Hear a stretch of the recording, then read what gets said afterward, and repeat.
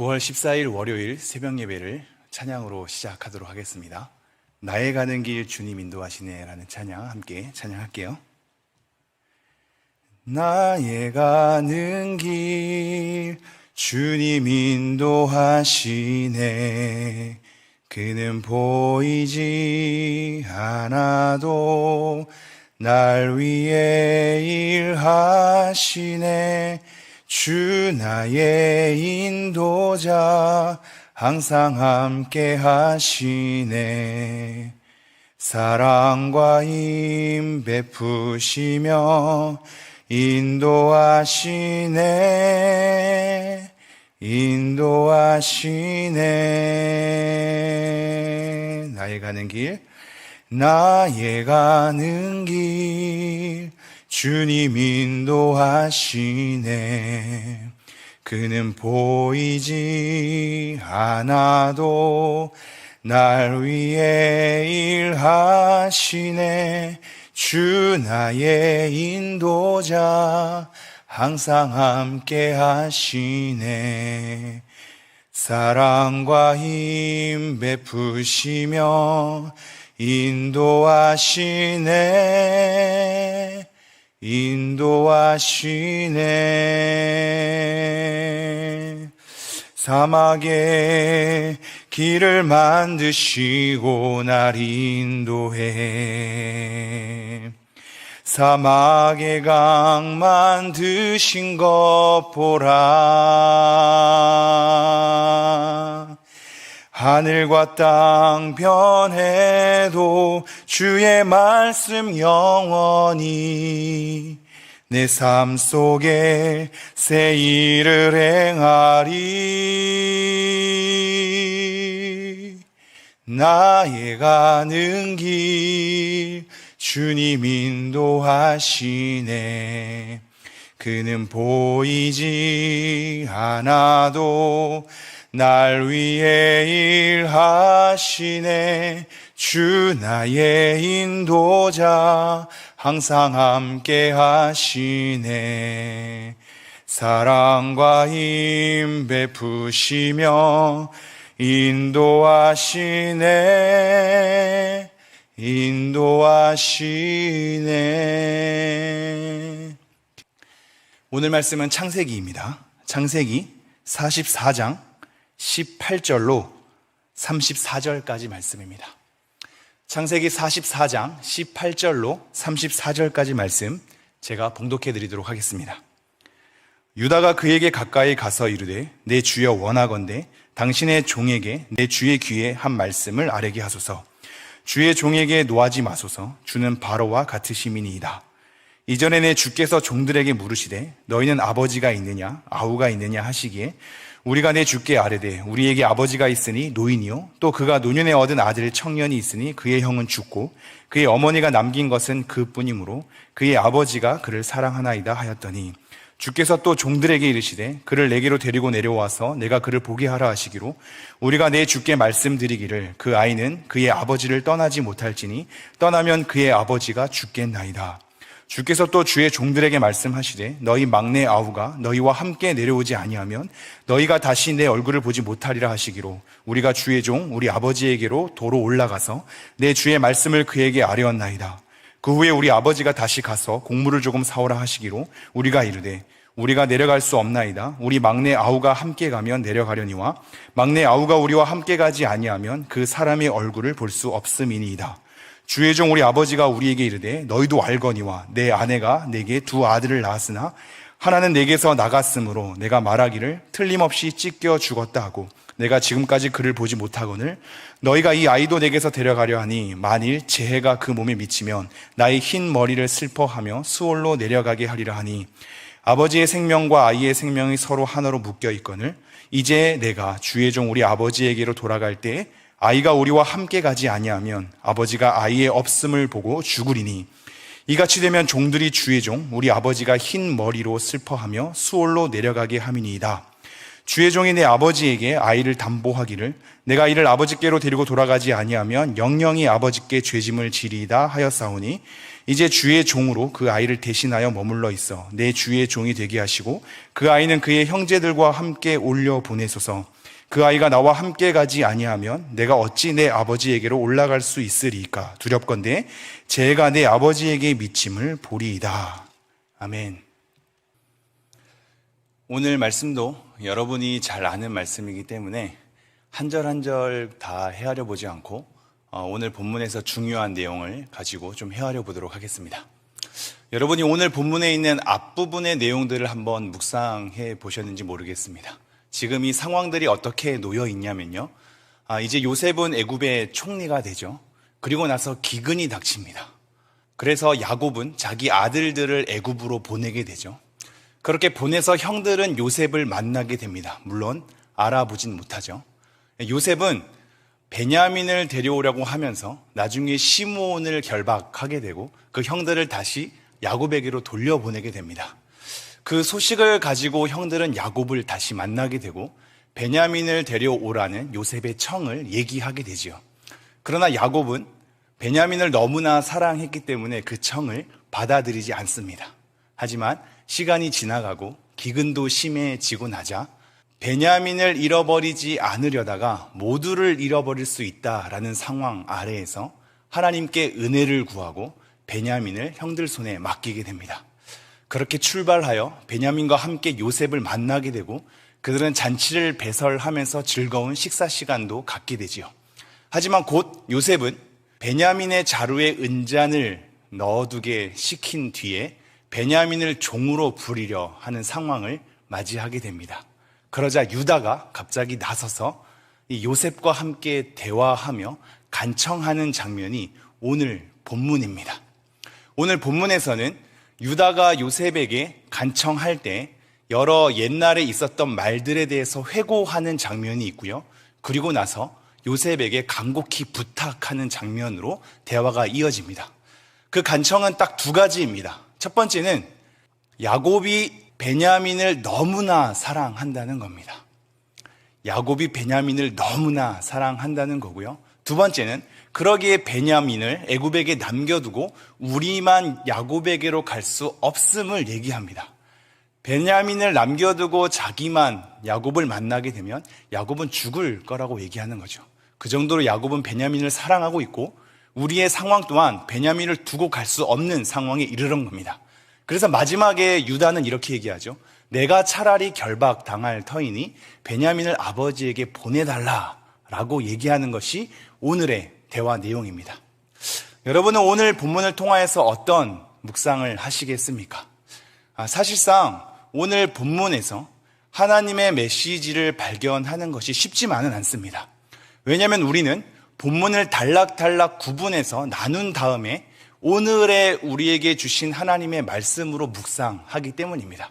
그게 큐티식의 말씀 묵상이죠. 단락이 나누어진 오늘 본문을 가지고 하나님 오늘 저에게 하시는 말씀이 무엇입니까? 라는 것으로 묵상을 하게 되고 앞뒤에 대한 맥락의 헤아림 없이 오늘 끊어진 본문만으로 묵상을 하게 되니 오늘 지금 이 순간에 이 내용으로 하나님의 메시지를 발견하는 것은 참으로 쉽지 않게 되죠. 오늘은 유다의 간곡한 요청 그리고 요셉과의 대화 속에서 회고하는 장면으로 가득하기 때문입니다. 이것으로 여러분은 어떤 하나님의 메시지를 발견하시겠습니까? 사실상 어떤 학자들은 오늘 이 요셉과 유다의 대화를 통해서 이 대화가 구약 성경의 수많은 대화 중에 굉장히 아름다운 대화로 손에 꼽을 만한 본문으로 삼고 있습니다. 그래서 우리는 그러한 방식에 따라서 유다가 요셉에게 어떻게 간곡히 청하는가에 대한 대화 방식, 그리고 대화의 기술, 그리고 회고하는 방식, 그리고 부탁하는 어떤 대화의 능력들 같은 것을 주목해서 우리에게 유익을 가져올 수도 있겠습니다. 때로는 유다의 마지막 부분에 볼 때 유다가 자기 희생을 감수하잖아요. 내가 결박당할 터이니 베냐민은 아버지에게 돌려보냈으면 좋겠다라는 것으로 마무리가 되거든요. 이것을 통하여서 유다의 자기 희생, 유다 지파에서 또한 예수님이 나오기 때문에 예수님의 어떤 십자가 희생까지 우리가 아우러서 묵상할 수도 있겠습니다. 하지만 오늘 본문은 단락을 떼어놓고 우리가 윤리적이고 도덕적인 것들을 우리가 파헤치기 위하여서 하나의 인물들의 행동을 깊게 묵상하기보다는 전체의 흐름 가운데 오늘 본문이 놓여졌다는 사실에 대해서 우리는 주목해 봐야 하겠습니다.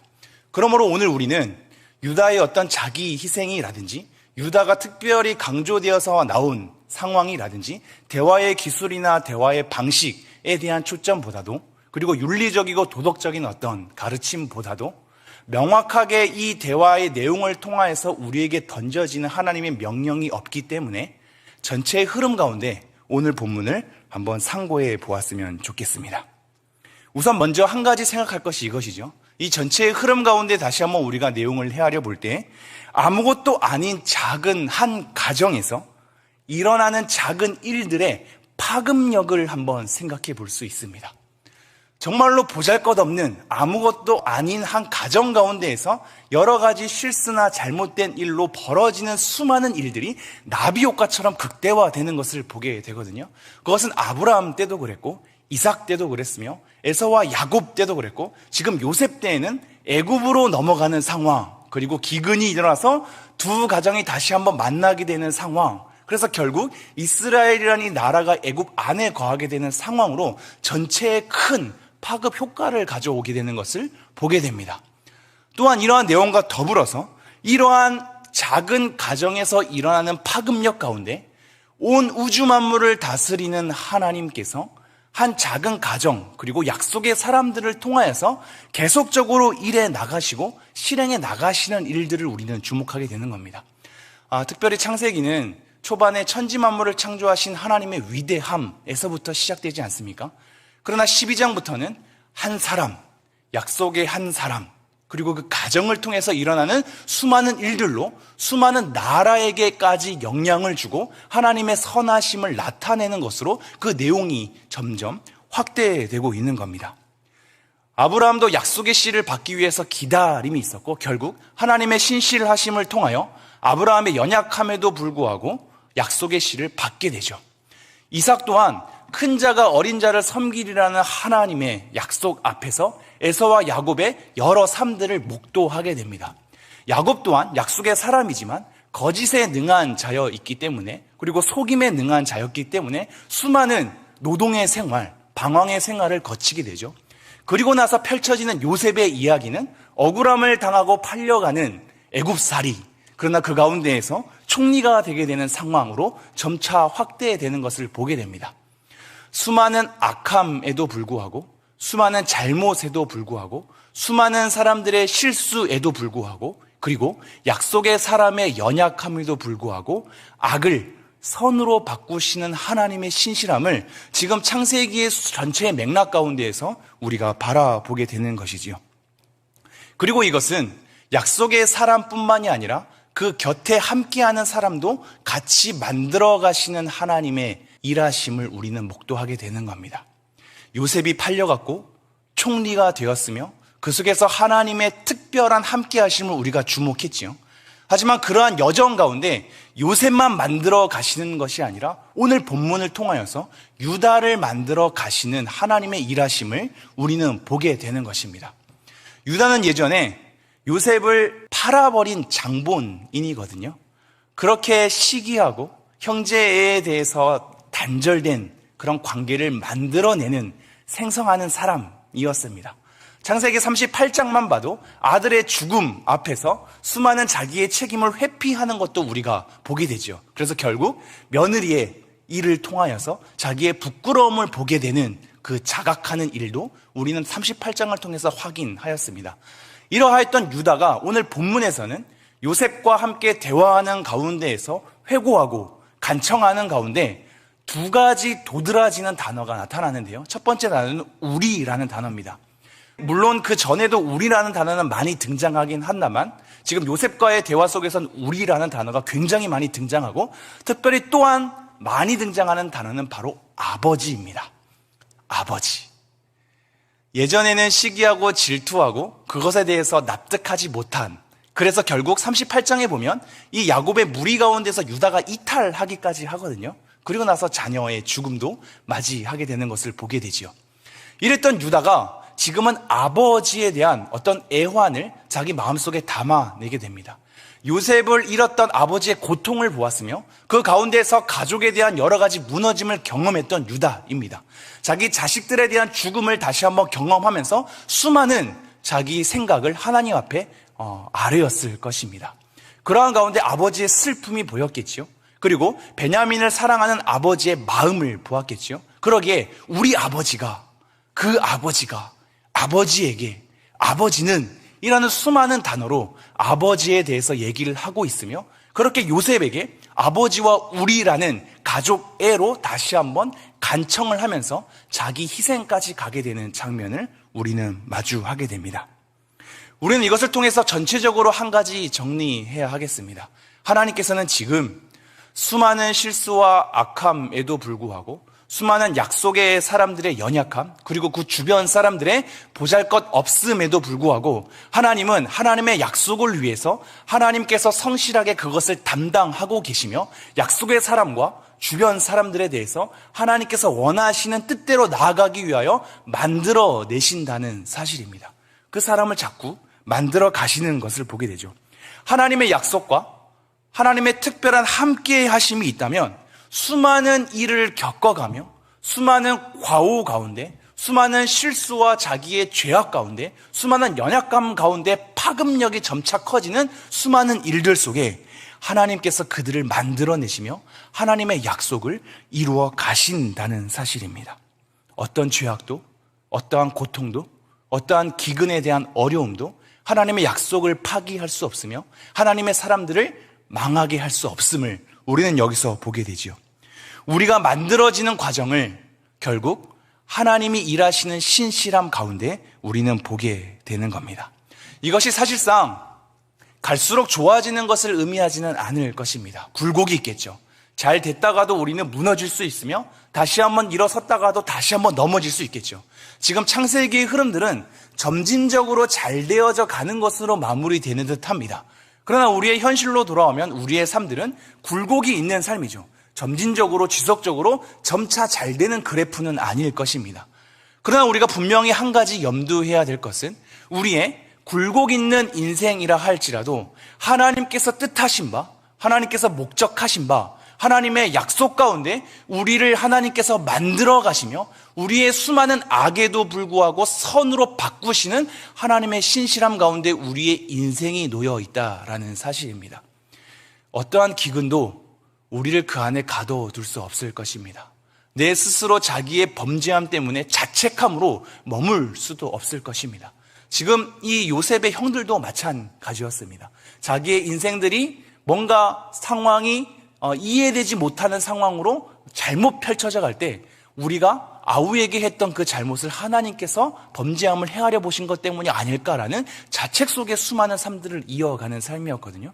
그러나 그 자책 가운데 그 사람들을 그냥 두지 않으시죠.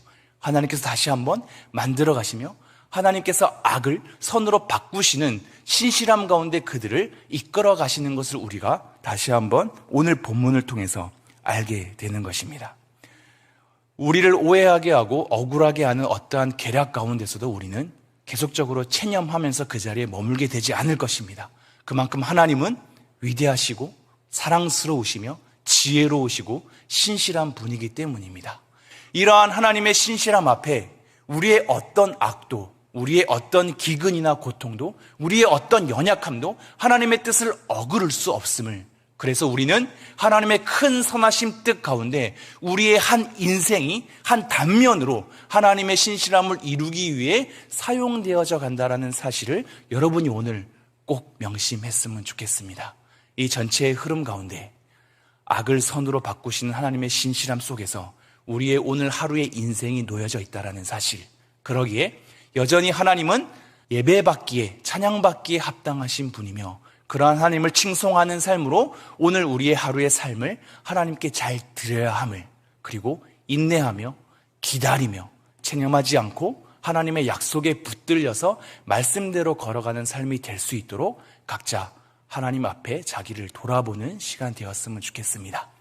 오늘 하루도 하나님께 맡기면서 우리가 자기 자신을 위해서, 그리고 우리 교회를 위해서, 이 한국 사회를 위해서 하나님께 간청하시고 여전히 일하시는 하나님을 신뢰함으로 오늘 하루의 단면을 하나님께 잘 드리는 여러분 되었으면 좋겠습니다. 기도하시겠습니다.